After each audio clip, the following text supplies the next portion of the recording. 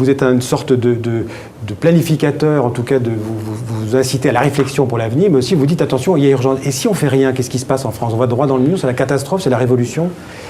Oui, si on fait rien. C'est quoi le risque? Le risque, c'est le déclin.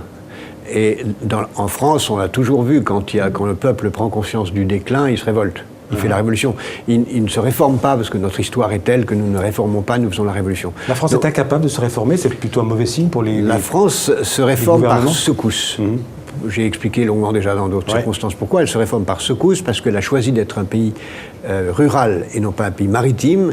Si vous prenez dans l'histoire, les pays maritimes sont soumis à l'influence extérieure et sont beaucoup plus sensibles à toutes les innovations qui viennent de loin et qui viennent par petits bouts, de façon régulière, tandis que la France, ayant choisi d'être une forteresse terrestre, alors qu'elle aurait pu choisir d'être une puissance maritime... Oui, parce qu'elle a une façade maritime très importante. On aurait pu mettre la capitale dans un port, on ne l'a pas fait, c'est un choix historique qui est une erreur. Alors que si vous prenez tous les pays qui ont dominé l'histoire du monde, sont tous des pays dont la capitale ou dont la principale ville est un port. Donc nous, on avance par secousses. Les 3 dernières secousses ont été 45, 58 et 81. C'est pas être un expert sismique extraordinaire que dire qu'il y en aura une bientôt. Si on n'est pas capable justement de faire des réformes progressives à marche forcée, en assumant l'impopularité qu'elle ressent.